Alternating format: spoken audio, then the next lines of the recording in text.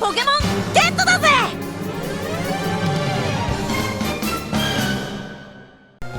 Howdy pards, Pokepones here, welcome back to Pokemon LeafGreen version. Last time we got ourselves a Hitmonlee as well as a Lapras by beating the Karate King at the Fighting Dojo. And got ourselves a Lapras from a Scientist by beating Blue over here in the Silphco. And god, I've been waiting in this lobby for so long, the receptionist isn't even here. My god, when am I going to be able to meet with the president? No, quit fooling around. One thing I just want to point out is I really like this little added reflection in the water fountain here. There's really nothing important in the lobby, I don't think. So yes, there's nothing important in the lobby. And I'm going to go ahead and speed this up. There are some items hidden basically like in the plants or in between the plants. But yeah, I'm going to go ahead and speed this up and post-commentate this. Otherwise, this is going to be like 30 parts. It's gonna be, or at least like 2 to 3 episodes of just being in here. And I'm trying to get this game done eventually. So, yeah. And welcome to my post-commentary session. What if I just did the whole thing like that? Like I just spoke like this the entire time, as if this were my normal speaking voice. I just go into a grocery store and I'm just like, may I please have the eggs? And they're like, why do you need to ask for the eggs? We place them in the back so that way you buy everything else on your way to get the eggs. It's a very decisive way we lay out our grocery store, and we don't like you messing around with that. And I don't even know what I'm talking about anymore. But Pikachu tried to learn Thunder there, and I said no because it's 70% accurate, and I don't have any Pokemon that can learn Rain Dance, which makes it 100% accurate in the rain, if you didn't know.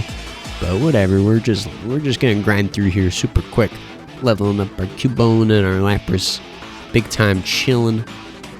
And my big strategy for this, actually this lady teaches you Thunder Wave, which is pretty important, so we want to keep that in mind for our Battle Frontier shenanigans much later on in the world. And there's a lot of running around back and forth, healing and such. This is literally like an hour of footage I've condensed into like 10 minutes, so I don't know about you guys. I'm glad I decided to speed this up. And this guy's name is Jerry, Scientist Jerry. You're not even a real scientist, Jerry. I'm the only scientist. You got a magneton. Why would you use something with 4 times weakness, and you're not even gonna give it the sturdy ability, Jerry? Terrible Pokemon trainer. Sorry for my bad Justin Roiland impression. If you guys haven't played Pocket Morty's, great little mobile game, actually. One of the few mobile games I actually don't mind. It's basically just like a kind of a worse version of Pokemon, but it's Morty's instead. You collect Morty's. Whatever, I'm not going to... And it's a lot of fun. Anyways, what's annoying about coughing and wheezing is that they don't have their levitate ability, because abilities weren't a thing in the original games, so now like you have to kind of plan around that much more.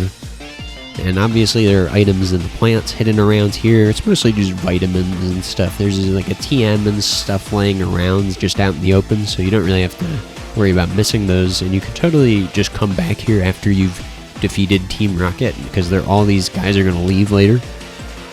And you can just collect all the items after everybody's gone if you'd like. It makes your life just a little easier if you care about all the free vitamins, but some people don't really care about all that stuff, you know. Even if you're doing like a Nuzlocke or something, like I think it's good to get those, because then you could sell those too if you don't particularly want to use them. So, whatever. Freaking, I just want to say I love the Team Rocket music that's playing in the background right now, I guess. It's from Pokemon Ultra Sun, as you probably saw in the little title, and I guess I'm just ranting about... The thing is, like, different versions and stuff of Pokemon have, like, different things, like I was just kind of saying with, you know, the difference between Generation 1 and 3, and they all have their little pluses and, you know, pros and cons, so it's hard for them to be like, there's a perfect Pokemon game, but hopefully it's hard to make because there's so many... The series, like, pitches its tent so wide, it's hard for basically to satisfy every single fan, because you're going to be disappointing one faction of the fan base. Like, you might nerf something to do with, like, shiny hunting inadvertently and make the shiny hunters upset, or maybe you'll make them more happy because they're all masochistic and they like their higher chances anyways. But you might do something that add some new Pokemon that all like the casual people like, but the competitive community is like, oh man, this Pokemon's so like broken and it ruins the meta, Game Freak. We have to literally ban it ourselves now, because you guys don't know what the hell you're doing with your balancing. And Generation 3 is a fantastic. It's probably my personal favorite generation of Pokemon. If you include like the Coliseum games, I just think these 4 little games in particular are such a great little package. And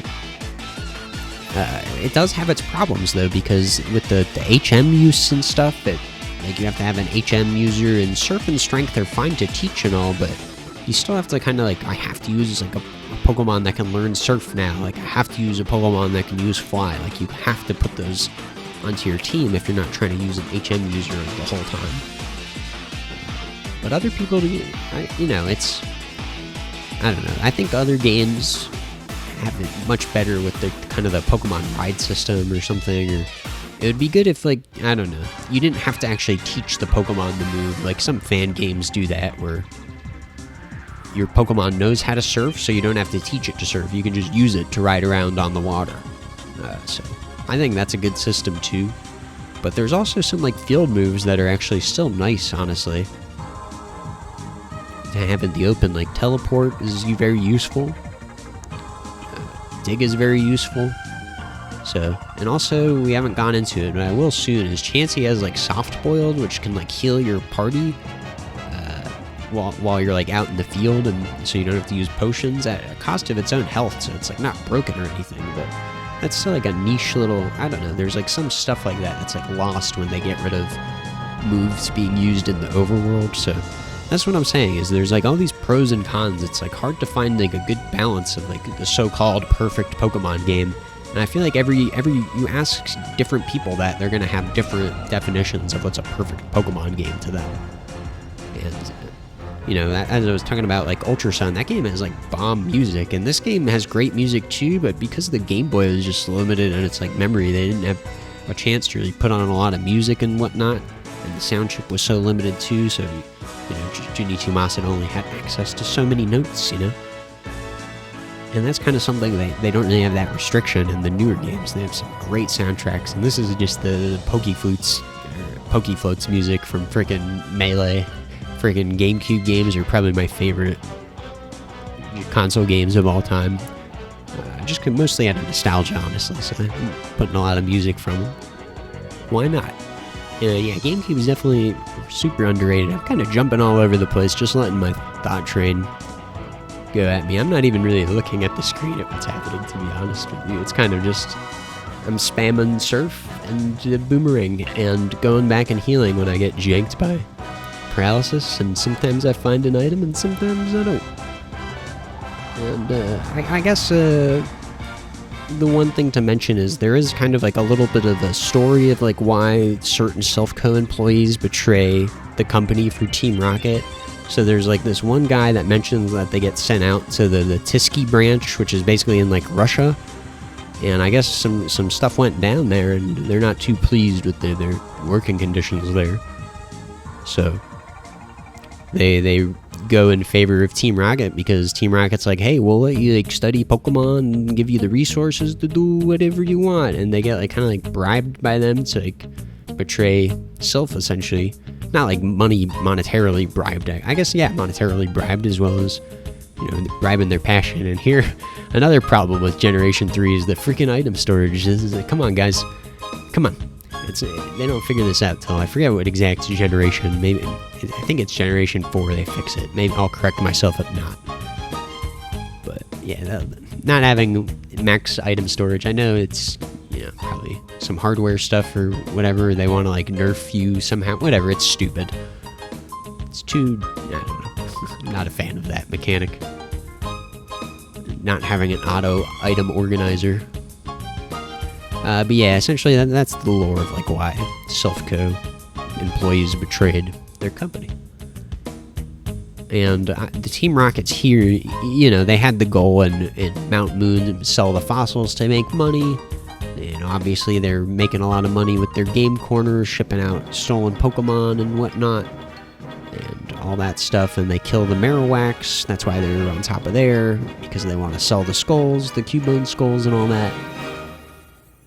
So they all have like motivations, and they're kind of their motivation for this one, as that Self-Co's is basically the company that develops like everything in Pokemon, like the Pokeballs, like your town map, you know, your potions and repels and all that stuff. They basically make every item. They're like a kind of like Capsule Corporation and Dragon Ball. If you guys are, that's the best allegory I can make of you. I'm sure people know, you've seen Dragon Ball. If you haven't, what the hell, man? Anyways, so yeah, that's a. So Self-Co gets targeted because they're developing basically a Master Ball, which is able to catch any Pokemon, and an NPC says something about that in this building. So it's not like this is some kind of big spoiler or anything. So yeah, that Team Rocket wants the Master Ball so they can catch any Pokemon, essentially, including legendary Pokemon, similar to that Articuno we saw in a previous episode. So that's kind of, you know, that's what I really like, is Team Rocket's so like well done. Their motivation makes sense. It's like built into the game kind of itself. You know what I mean? Like it's synonymous. It's the best way to put it is the gameplay and the story are like coinciding. Like it doesn't feel like they're in separate worlds. It's hard to articulate exactly what I mean. But when the gameplay and the story like are affecting each other in a nice little groove, you know, you can tell when one game has that and another game doesn't, you know what I mean? And this game certainly has a lot of flaws, but I still love it despite them, because just the sense of progression you get, like now we're feeling real powerful, we're like soloing their whole operation here. We did it in Celadon before, but now all our guys are super evolved by this point in the game. You're starting to feel real strong, you're getting a real diverse member of teams here, and this guy's coming at us with just a bunch of Rattata. I guess it's kind of designed because you want to like come up to the 11th floor thinking like, I can just skip everybody going to the 11th floor, right? And it's like, no, you can't. So they're like, everybody thinks that, so we're gonna put kind of a weak guy with just a lot of low-level Pokemon to let people farm some experience. That's all. And I definitely did this because this was all worth a lot of money. But yeah, this is just a pretty grindy part of the game, but overall, it just feels good. Like you take on all of Team Rocket by yourself. And I don't know what I was talking about before by saying Team Rocket wouldn't kill the Pokemon that they used personally, because this guy's just using Cubone and Marowak, and they're killing them. Alright, anyways, so this wraps up basically the end of my post-commentary here as I grab this revive here. Alright, so I'll be seeing you guys momentarily in the live action segment.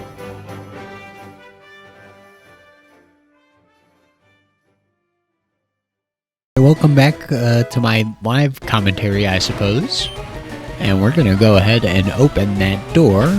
And that was a nice long grinding session, and believe it or not, I'm actually going to take my amulet coin. Just do a little bit of prep work here, my apologies.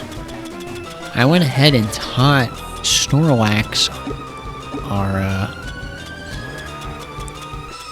Brick Break TM, and I'm giving the experience share on over to Cubone. Want him to get pretty close to getting to learn False Swipe. And now that we've gotten all our prep work again done, I'm going to save yet again, because I'm neurotic. It's how I roll in this world. So I don't have to redo it just in case I die, honestly. And let's see.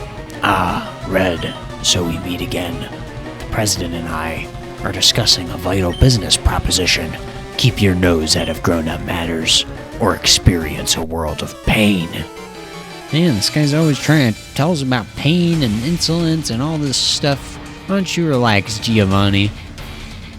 What I actually really like in Pokemon Origins is the scene where we confront him, where Red confronts Giovanni, and it's kind of like the battle like destroys like the building. I don't know, it's much more intense and realistic, and I chose Cubone to go out front because I knew he would use his poison type, so I just wanted to put him in a bad spot pretty much. And he's you know, I beat him with a Pokemon way under-leveled than him. Well, I spoke too soon. Maybe he's got me if he hits 5 criticals in a row or something, but no, Cubone's defense is fantastic, so we're good.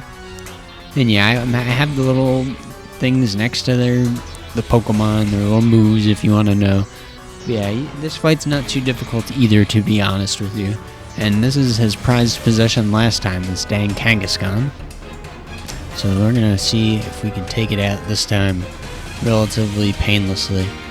And I'm gonna send out my own normal type against it, because I taught Snorlax Brick Break just for this situation. I think it also has a fighting type move, I might be mistaken, but whatever. It just knows Mega Punch. Alright, well, this'll hurt a little bit, but hey. Alright, it'll hurt a lot. Okay, it'll critical hit and KO me. Wow, that's screwed up, man.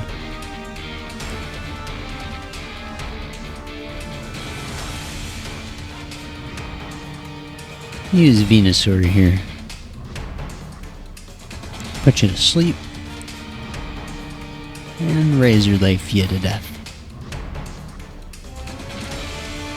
Could go out way worse.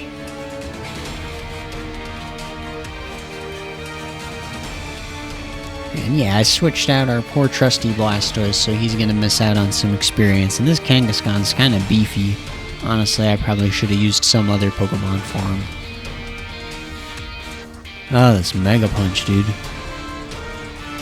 It is rough. I basically just need to hope I get criticals. Alright, so he should put me in a little less than... Yeah, so I should have Overgrow activated now and put out more damage, please. Ah, not quite enough, but luckily he was dumb and used Rage. So, and I don't know why he's not healing any of his Pokemon. Really weird decision making, Giovanni. Supposed boss of Team Rocket. And look at that, fantastic. Cubone level 32. Oh my god, why would you send out your Rhyhorn, bro? It's gonna get creamed. Oh my god. 4 times weak. And I'm sorry we have to put up with this beeping. I'll lower it in the edit so it's not as obnoxious.